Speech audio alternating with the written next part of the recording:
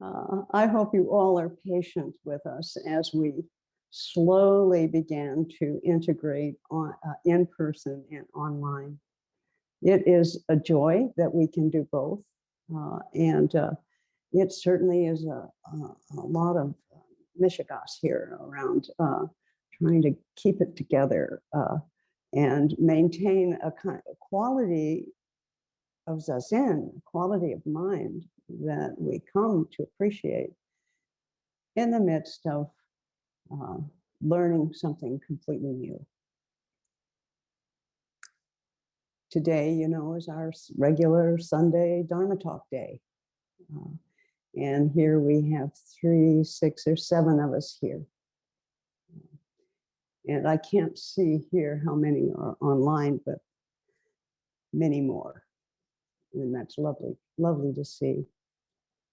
But, you know, I just think we should be really thankful for what we have been able to utilize over the last 2 years. We have been able to continue to practice together, and we have broadened, and it's so wonderful that I've come to know some of you,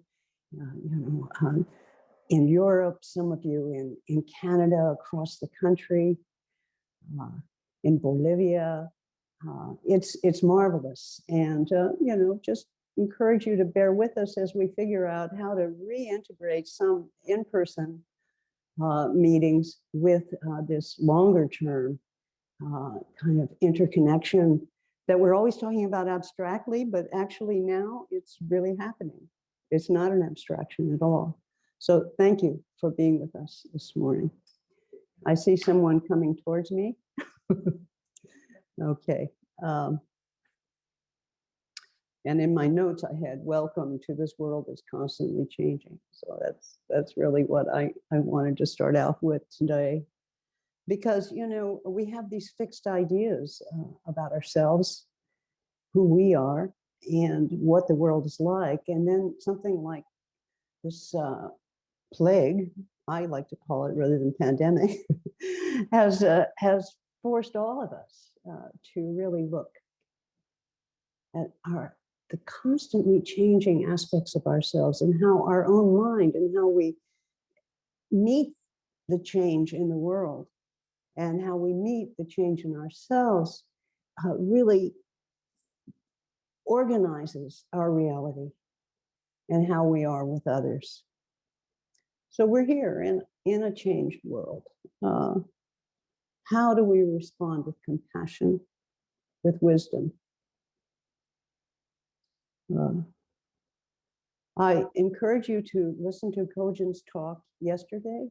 He spoke very directly to the issues that we have in the world now and how we can enter into them with a compassionate heart, with an open and wise heart.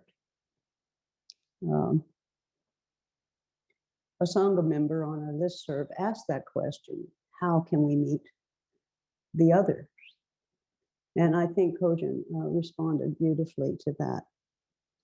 For me, I want to just shift the view a little bit to how can we be intimate with ourselves? Because for me, that's where it begins. How can we recognize our own self-nature and through that, our relationship to the world around us? Our understanding of our own role at this time. And of course, we need to recognize our responsibilities to our world. And I believe that the work begins with our own consciousness, with our own being. And of course, we can never be sure how we fit into the world, how we can be intimate with our own desires and relationships. Sometimes we're not even sure who we are. I'm reminded of that ancient Chinese philosopher and poet, Zhuangzi, his wonderful parable about the butterfly. Here is Watson's translation. Once Zhuangzi dreamed he was a butterfly flitting and fluttering about, happy with himself and doing as he pleased. He didn't know that he was Zhuangzi. Suddenly, Zhuangzi woke up, and there he was, solid and unmistakably Zhuangzi. But he didn't know if he was Zhuangzi who had dreamt he was a butterfly, or a butterfly dreaming he was Zhuangzi. Between Zhuangzi and the butterfly, there must be some distinction. This is called the transformation of things. I'm sure you're all familiar with this, this ancient wise story. Am I the butterfly, dreaming I am me, or am I me, dreaming I'm a butterfly?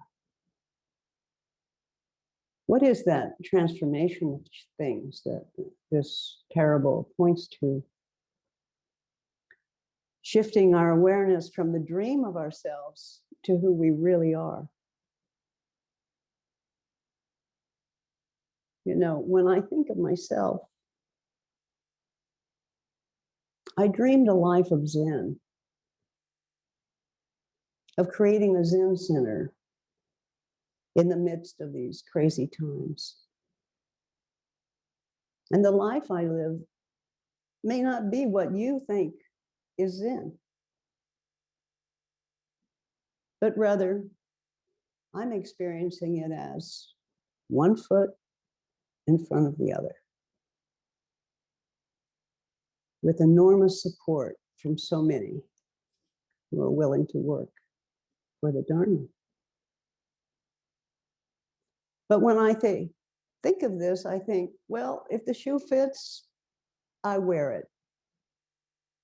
Holes and scuff marks as they may be. It's as if these past years of working with others to support the Zen Center was a dream. As Zhuangzi said, soon I was awakened, and there I was veritably myself again. In this case, an old woman with declining energy, looking at the new Zendo, its transformations and its needs, a joy, and holes and scuff marks too.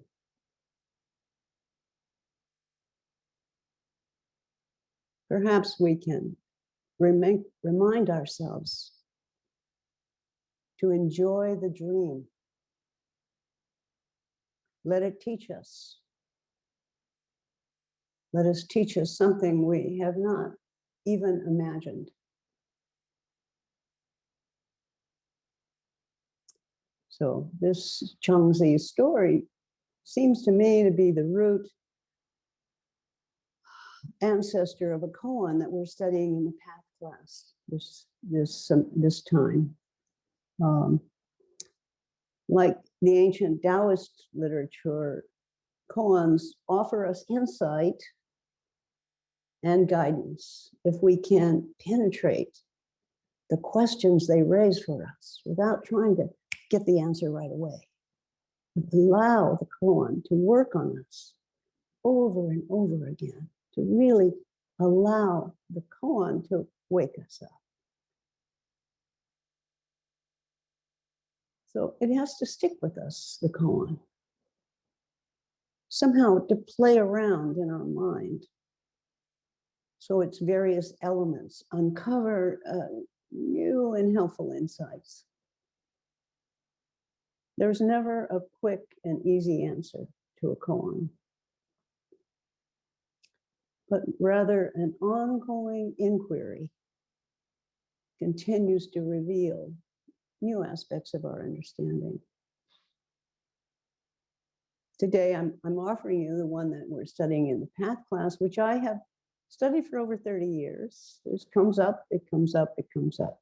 It comes up when I reread it, when I think about it, when I look in the mirror sometimes.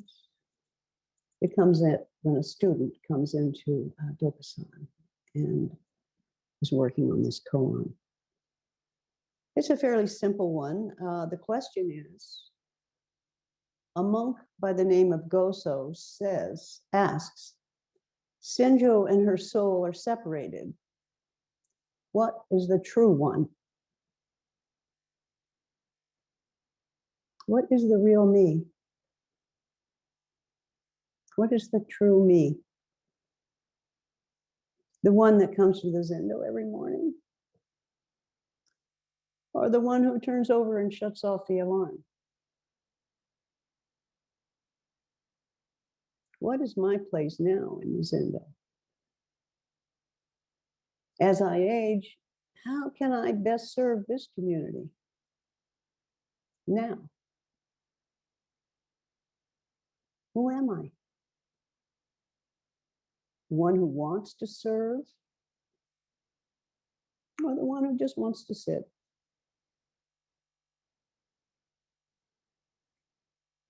We could say, indeed, that Senjo and her soul are separated. The question is based, in this koan, is based on, I do think that Zhuangzi's butterfly is a source of this, but beyond that, it's based on beautiful Chinese legend that tells the story of a little village by a river where two children grow up together, close friends, playing together, and are in love by the time they're 9 or 10. And people would remark in the village about how those two are definitely going to get married. They are so lovely. They will make a fine family. But as it turned out, the girl's father found a more suitable husband for her, for his daughter, who was someone who was running the fruit and vegetable market in town.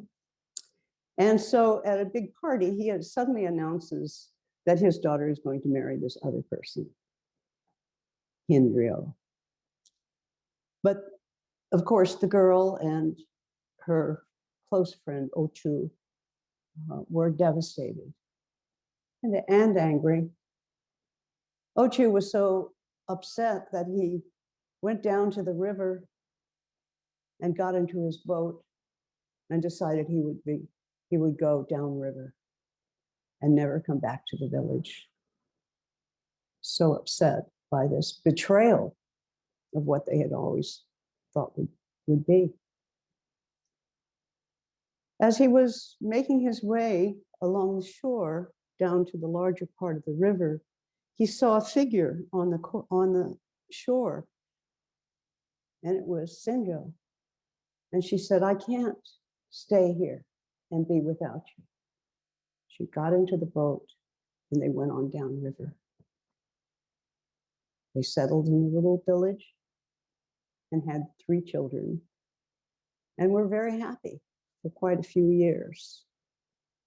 But often Senjo would recall her family, the village, her friends, her life before, and she missed them.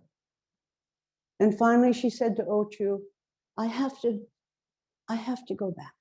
I have to go and see my father and my mother. We have to go back to the village. And so they did. They took a riverboat with the children and went back upstream to the town.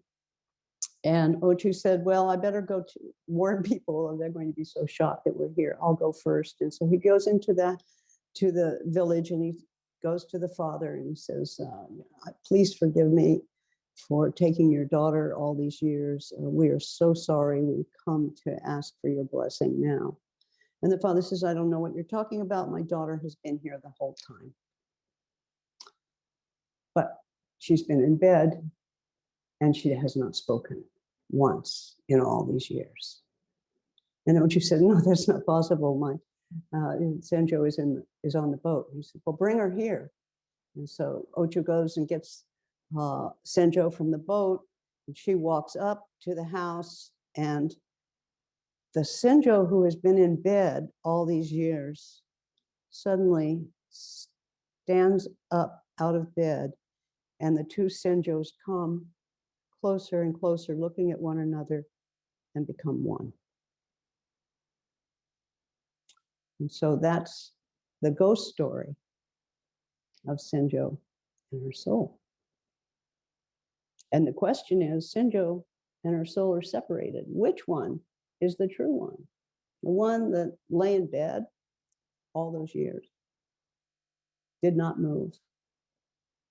Or the one that went downstream and had children and lived a life with Ochu? Which is the true Senzo?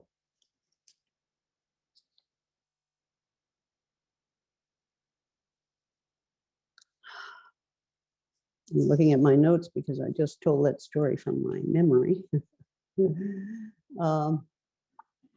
Koan's question, Senjo and her soul are separated. Which is the true one? What is the real me? What is the real Enkyo? Am I this or am I that? Are you this or are you that? A helpful way to look at this koan or any koan is to not separate from it at all. Not actually using our critical functions to analyze it, but instead to let the koan come into our own state of not knowing. To just take the story and allow it to rest in our breath. Just allow it to be there. Which is a true Senjo? We may discover that everything we encounter is our life. We can't choose. All this on this side is my life, and all this is not my life. That over there is also my life, even though I may not want it. It is also my life. And whether I'm talking about our personal health or the politics of the day, our aging, our relationships, social action, our art practice, whatever it is that presents itself to us as difficult or impossible, deplorable, or uncomfortable,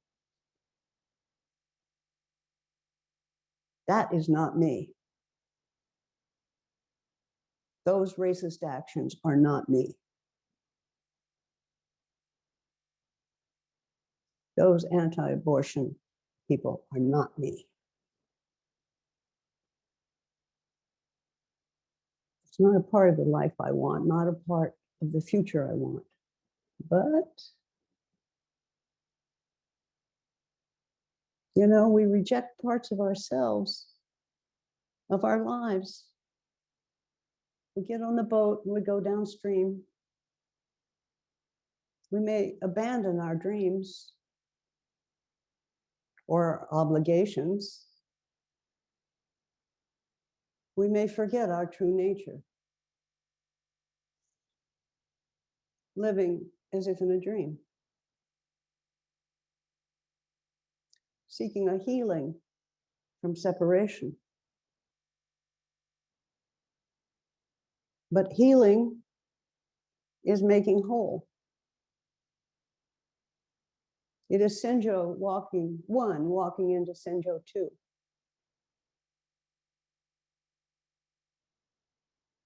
It is our recognition that the shifting marvelously shifting energy ball that we are encompasses everything. And when we connect to that reality, that we are connected to all lives, we realize that we can't hide. We can't hide from the dream of the idea of settled law,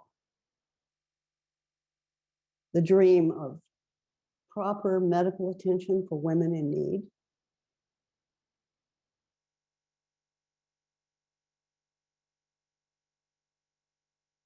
the dream of a healthy planet,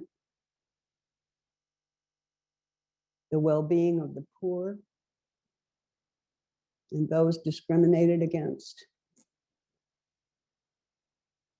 for the immigrants all over the world. That too is part of the healing we must do. Even if we feel despair or anger, we lie in our beds like Senjo for 5 years. Surely at some point we wake up and heal ourselves, become one again.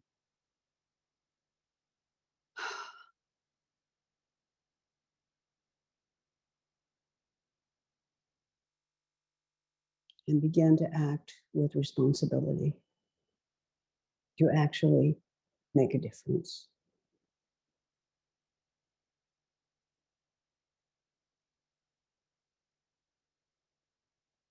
It's no means an easy practice. We separate naturally. How do we come back from that moment of non-separation? How do we come back to a unified understanding of who we are in this world? Another Zen teacher wrote about this koan in a verse, and the line that stuck out for me was, "The moon on the wave, now scattered, now uniform." You must have seen that in the water, a reflection in the water. You see the moon's reflection and it's scattered, manifesting activity and individuation. It's like when we're running from one task to another to accomplish something. But if the water becomes still, what you see is the moon as one.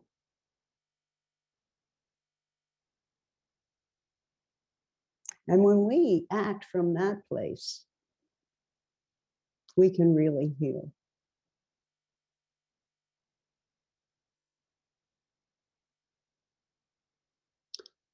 That's a very different way of acting than trying to obliterate what we don't agree with. Whether we're talking about politics and injustice, or we're talking about issues inside ourselves.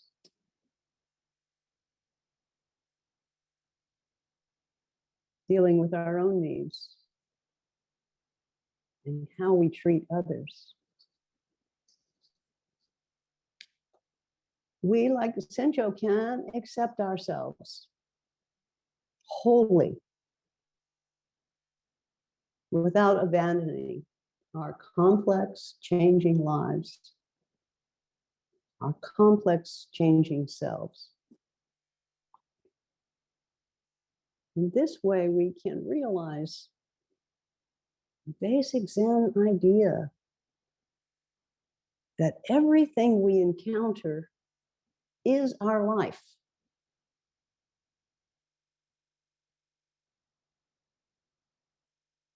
Let me offer a gatha for this. This very life, in a dream, in a story, moment to moment, it flows on embracing, letting go each moment right now.